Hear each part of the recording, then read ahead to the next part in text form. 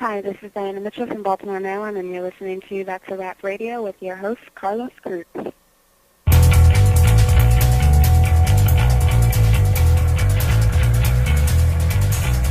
You are listening to the That's a Rap podcast with your host, Carlos Cruz. A podcast focused on bringing you local area arts and entertainment, news, reviews, interviews, and anything else we can come up with to keep you informed. We want to thank you for listening, and don't forget to tell other podcasters about our show. We also look forward to hearing from you. If you have any questions or comments for the show, you can contact us by using telephone or Skype at 1-301-476-0709. Email us at podcast@NikkiCruz.com. Our website and audio archive can be found at www.nikkicruz.com. That's NIKICRUZ.com. Welcome back to That's Rap Radio. I'm your host, Carlos Cruz. It's been a while since we last been on the air. I've just been basically trying to reformat this show and trying to get out better information to you. A lot of it has basically been in the post-production area, trying to make it more efficient. Hopefully, as time goes on, it'll get a lot smoother. But for right now, we're trying something new. We're trying a video podcast, especially since the iTunes upgrade and also the new iPod videos come out. We're going to try to cast this for the iPod and see how well it works. We'd like your feedback. Don't forget to give us a call. You can call us, let's get the number right over here, 301-476-0709. You can either leave us a comment, message, whatever you want. We'd love to hear from you. Let us know what's going on, what you want to hear. Because remember, this show is mostly for you also. Last couple of shows, we talked about theater and acting. We talked about photography. What else did we talk about? Well, it was only 3 shows. This is show number 4. Hopefully, I can't wait till I hit like show 150, show 500. Depending on where we go from there. But your input's important. Let's hear from you. Let's see what we got going on. This segment of That's a Rap is going to be about purchasing a computer for digital photography. Now, you know, That's a Rap covers a lot of different areas. We cover photography, theater, acting. We cover musical entertainment. The reason why we cover such a wide variety is that they're all tied in together one way or the other. Photography, whether it's film or motion, it covers the acting and the entertainment. Acting and entertainment basically falls within the realm of film for still and photography. One way or the other, you want to get exposed. You do what you can to expose you. The more people we can get out there with the proper tools, especially when we start taking new equipment that's coming out and critiquing them for our audience out there, it should make life a lot better. Not only that, it'll be a lot more fun when we start bringing in medium format cameras and other type of software and hardware devices to support the actor and theater industries. Let's see, what did we talk about last time on the photography? For the photography section, we talked about purchasing the camera itself. We talked about basically what size camera you want, where did you want to go with it, whether you want to go with a digital SLR with interchangeable lens or just a point and shoot. So it basically depends on the type of photographer you want it to become. Talk about different areas associated with digital photography of the card, pixel size, megapixel,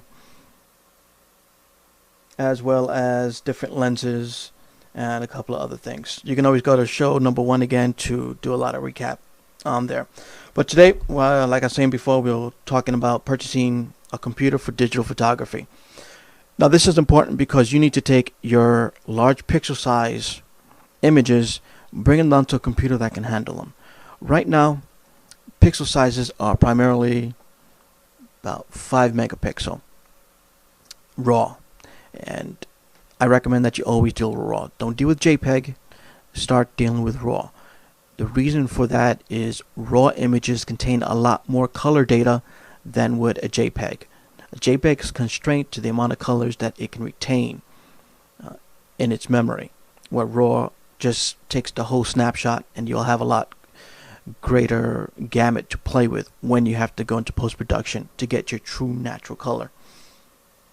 So just remember, go with RAW when possible. If not, you'll just play around with JPEG. You won't have much of a choice of that. But going into computers, there's one thing that I want you to know, no matter what, okay? You just got to keep this in mind. So no matter what kind of computer you buy, it will be replaced by a cheaper, faster version within 6 months. Another point that I want to bring out is that the computer you purchase, you want it to last you at least 5 years. 5 years, what I consider is a good turnaround where you can get your return on investment. And that's important when you're trying to run a business. You don't want to go out and constantly spending money every 2 to 3 months, whether it's for a new hard drive, a new monitor, or memory upgrades. And those are the things that's going to hit your pocket the most. You'll feel it because you're going to see everything just bogging down. You're going to run out of space. You're going to have 500 CDs for archive, and it's going to just basically kill you on there. So just remember, 6 months already expected to be obsolete. That's why you want to get it at least maxed out. Save a little bit more money, wait a little bit more time to get the computer you want. Price ranges we're looking at basically are from $1,000 to $2,400 for the computers. If you get something with this range, with the specs that we're talking about, you should be able to have a computer that can support your photography business or the images that you're trying to edit. There's two primary operating systems out there that I'm talking about, is Windows XP and the Macintosh OS X Tiger. Now with OSP, I'm primarily recommending that you always try to deal with professional. Reason for that is professional is native to networking. Networking is important if you're connected to other computers or if you're trying to connect to a server that you have at home. OS X Tiger, that's the new system that's out right now. But just remember, XP also has other various operating systems like Home, CE, but the two biggest ones are Home, Professional, and I'm also seeing a lot of stuff now that contain the Media Center, Windows XP Media Center. So if you can deal with XP Professional, go ahead. I'm not that familiar with Media Center, so I'm not going to talk too much about it. You can always go on the www.microsoft.com to get more information about that. Also, another point to bring out is that neither platform, whether it's Mac OS or Windows, it's perfect. Neither is perfect, and you'll get all the baggage that comes with it. Sometimes an upgrade will come out, a service pack for either one, and it'll trash stuff. It happens. That's just the way it is until another one comes out. Some have viruses. Some are not that prone to viruses. I'll just say that. I'm not going to say that one is not virus-free or one is virus-free. One is just not as prone to viruses as the other. Another thing is manufacturers that we looked at basically. For Apple, of course, what we're looking at were the PowerMax dual 2 GHz machines and the iMac 17-inch 1.9 GHz machine. For PCs, we were looking at the Dell XPS 600, the Gateway DX 300X, and the Sony Vaio RB51 PVGC RB51P. You can go on the website and we'll have links to all of these systems for you to review. Now the reason why we're going over the stuff, even though these are non-custom made, you can also have these custom made, and there's also things that they come with that you may want to get upgraded in the initial purchase. Also, if you're going to resellers like Best Buy, CompUSA, Circuit City, or the Apple Store, you're going to want to know this information also. It's important for you to do your homework. I'm going to give you some information, and then you're going to just basically expand from there. With this information, you need to go in there and just tell them what you're looking for, and then they're going to respond to that. And depending on what they say, you'll know whether or not you're getting a good deal. You'll know the machine that you're bringing home is one that you're going to be satisfied with for at least 5 years. Processor speed, majority of the PCs right now are in the 3 GHz range, so I'm not worried about processor. You're going to get a good processing speed. For the Macs, you're dealing with the 2 plus. The only thing with the Mac, though, if you're dealing with the Power Mac, which is the tower, you're dealing with a 2 gigahertz chip right now, which means you have 2 CPUs in there, vice the 1 CPU that you will find for the PCs. RAM, a lot of them usually come with 512. You're going to want more. I recommend that you get at least 1 gigabyte of RAM in there, but just max it out. If you can afford to, save up a little bit of money, and we will max it out. And we're going to come into a soft break in a couple of minutes, and we'll be right back right after this. You are listening to That's a Wrap podcast with your host, Carlos Cruz. If you have any questions or comments for the show, you can contact us by using telephone or Skype at 1-301-476-0709. Email us at podcast@nickycruz.com. Welcome back, and we were talking about RAM, processor speed, the resellers, manufacturers, and the different PCs that we had looked at and the ones that we do recommend. These PCs you can find at some of the resellers: Best Buy, CompUSA, Circuit City, and Apple Store. If you can get any of the manufacturers' representatives like Dell, Gateway, Sony, and Apple to contact us, we'll be more than happy to bring them on and talk about the systems that they do sell and what they recommend. A video card is next on the list. A lot of the video cards out there are usually NVIDIA. They're good video cards. They're pretty decent. I'm not really worried about them. If you want to do additional homework on it, you go right ahead. But the only thing I recommend for the video cards is that they have a minimum of 256 meg of memory on the card itself. You're going to be dealing with large images that are going to have a lot of color, and that's a lot of stuff for the video card to deal with. Especially when you're dealing with Photoshop, there's a lot of things Photoshop is going to be power hungry for. So you just want to make sure that you're taken care of there. You don't want your main memory having to compensate for lack of video memory. Next thing on there is storage. We want to make sure that the storage that comes with the initial drive is 80 gig. A lot of them are starting to come with, some might have more, which is no problem. The only thing I'm saying is with the initial hard drive that comes with the system, make sure it is no less than 80 gig in size. Second to that, I recommend that you go out and buy another drive, whether it's internal or external drive, a 400 or 500 gig drive. It's the largest ones out in the system stores right now. And this is where you're going to put all your images, all your files, all your work data. The primary hard drive, all you want to put on there is the operating system and any applications. Reason for this is that the secondary drive will be your backup drive. If the primary drive fails, you're safe. You don't have to run to the store and spend tons of money trying to recover data.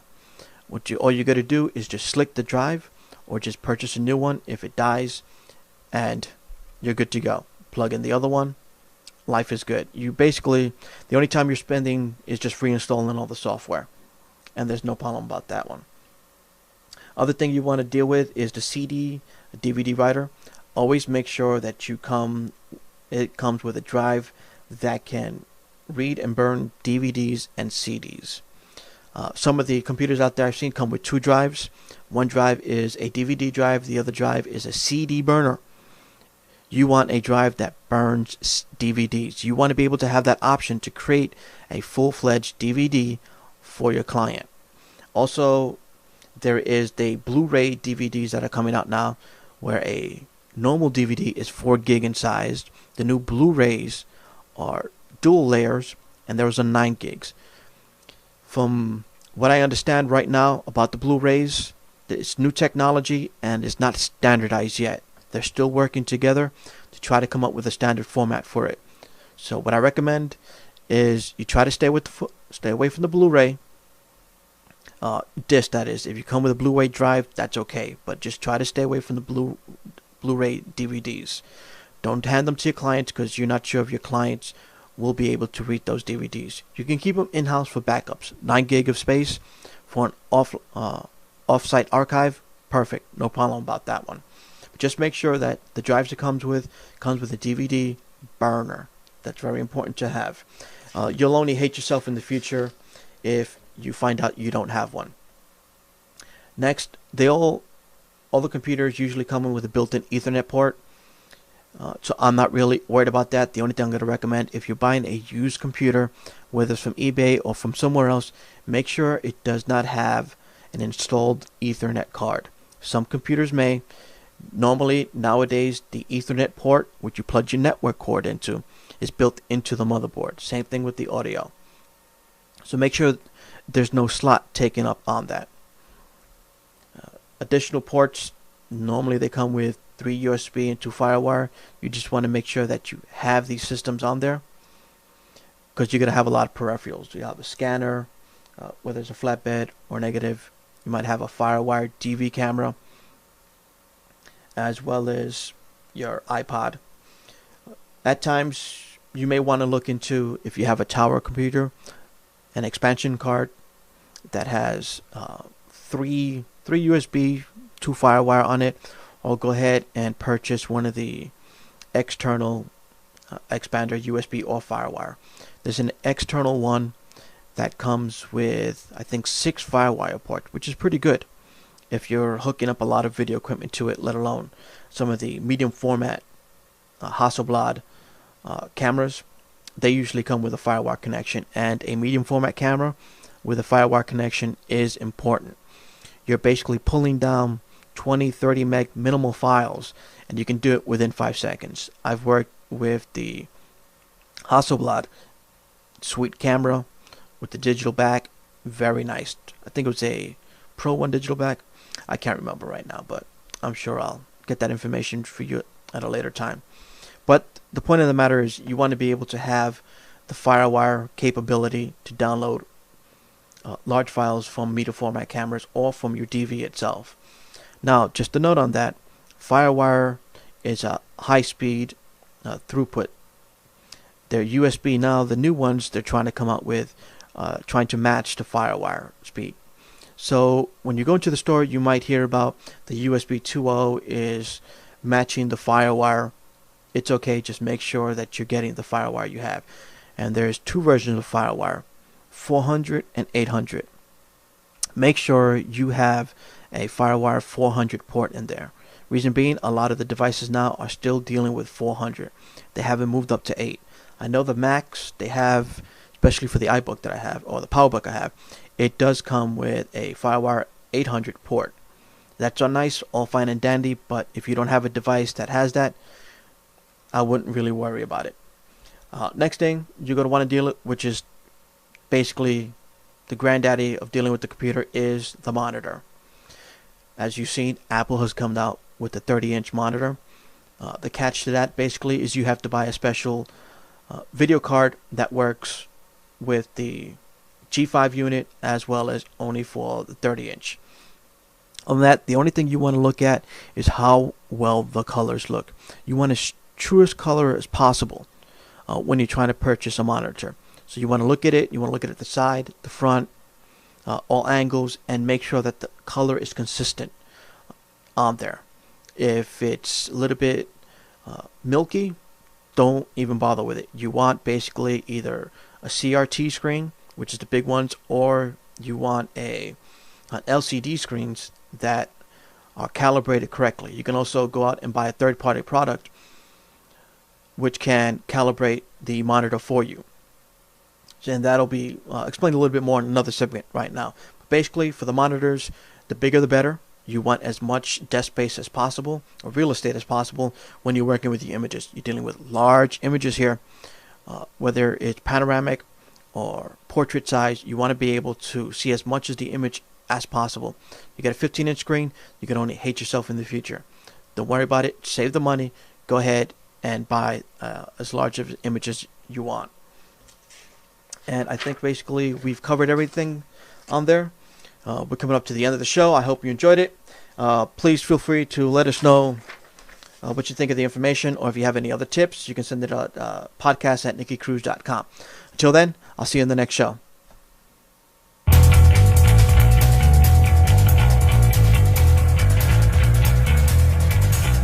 You are listening to the That's a Wrap podcast with your host, Carlos Cruz. A podcast focused on bringing you local area arts and entertainment, news, reviews, Interviews, and anything else we can come up with to keep you informed. We want to thank you for listening, and don't forget to tell other podcasters about our show. We also look forward to hearing from you.